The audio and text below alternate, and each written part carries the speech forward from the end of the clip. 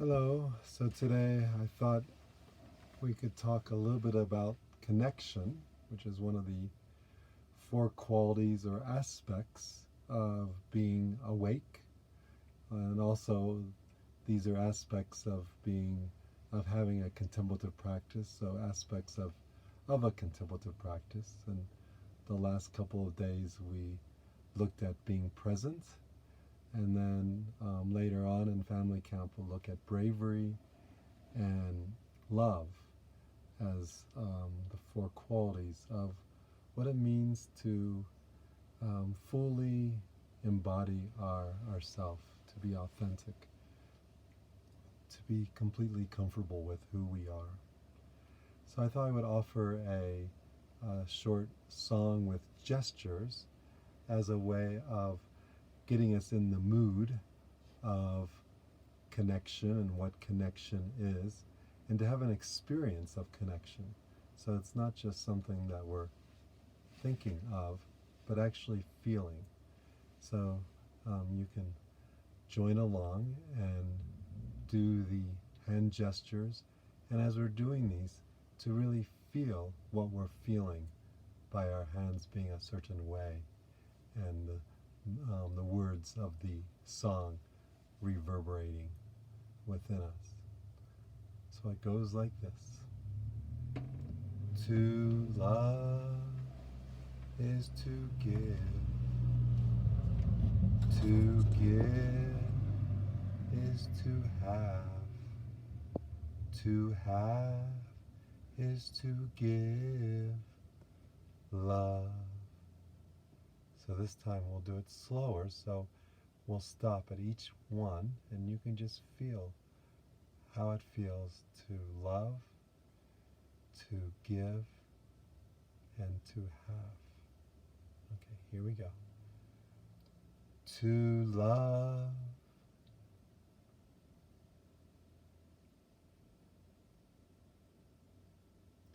is to give.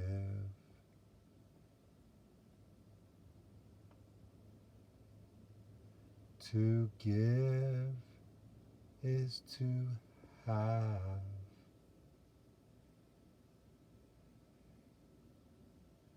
To have is to give love.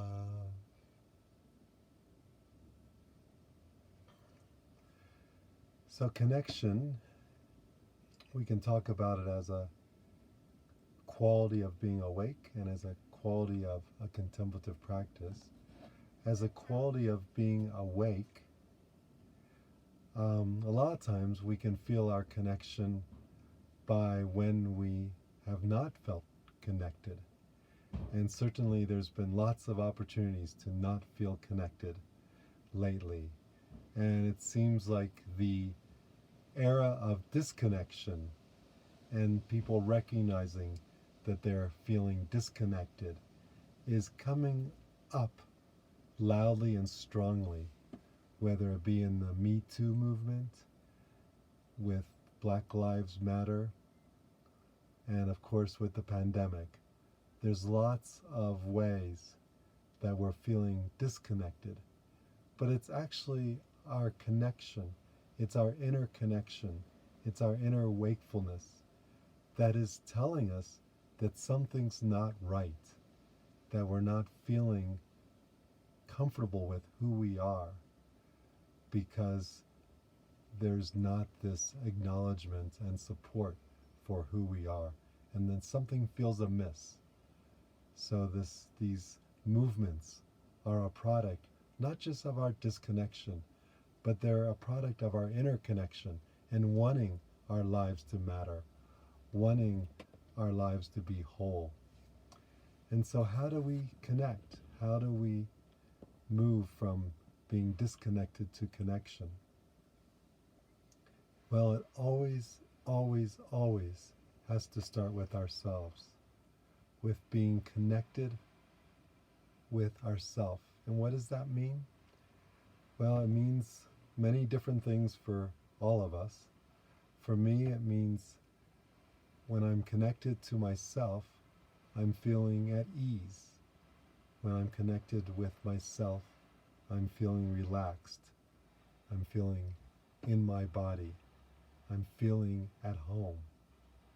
So this is where we need to start, by finding contemplative practices and really anything that's having to do with self-care that allows us to feel at home, to feel at peace. A walk in the woods. And then once we feel that connection with ourself, then we're so much more able to connect with our family and with our home. And so it goes in this kind of progression where if we can take care of ourselves even just a little bit, then we can take care of our family and our home just so much better. And the caveat, of course, is that we can't wait until we feel completely at home with ourselves or completely relaxed or at ease, because that time will never come, perhaps. So we shouldn't wait. But taking care of ourselves first is really important. Then we can connect with our family and our home, with our friends then, and our neighbors and our neighborhood, and then finally with other places and people that we don't know and connect with them. So we move from home to away. And certainly this is how children develop, just naturally, how they learn and they grow.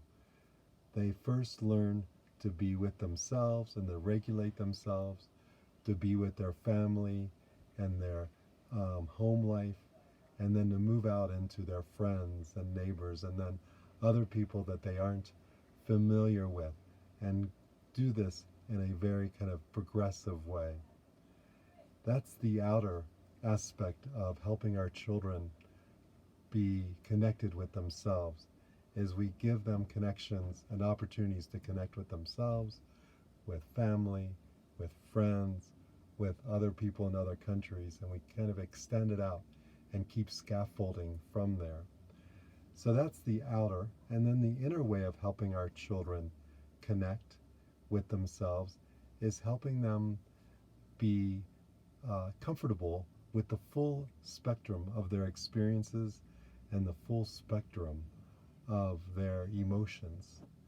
And so instead of saying, don't be sad, or you shouldn't be mad about that, it's a much better way, I feel, in terms of helping our children connect with the expanse of who they are, by saying, I could tell that made you really mad, or you look sad, I can tell you're sad.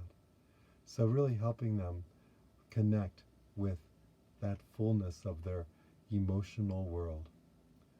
So that's connecting with the quality of being awake, and the way that we connect and the forms that we use to help us with connecting is contemplative practices, is practices and things that help us connect. And how do we discover that? How do we discover what activities work for us?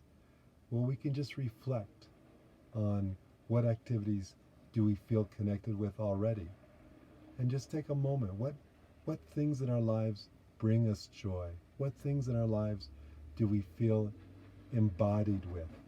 What things in our lives allow us to connect with the full spectrum of our experiences and emotions? And just reflect back and see what those activities are. And those are the things that can be deepened into contemplative practices, and for those things that really are sources for us in our lives. And then we can ask the same question for our children, and they may not be able to identify what activities they feel connected with, but as they get older, we should ask them. But at the younger children, we need to look. Where do you feel connected? Where do they feel a sense of joy? Where do they feel a sense of embodiment? And then we can ask the same question for our family. What activities does our family connect with? What activities does our family do that bring us joy as a group? And so by being reflective and contemplating what things we already feel connected with, that helps us illuminate our path, because where we've been can also be where we're going. And things that we felt good about and comfortable with can also be things that we can continue and deepen in our connection. So that's a little bit about connection as one of the four qualities of waking up, and also one of the four qualities of what we're looking at in a contemplative practice.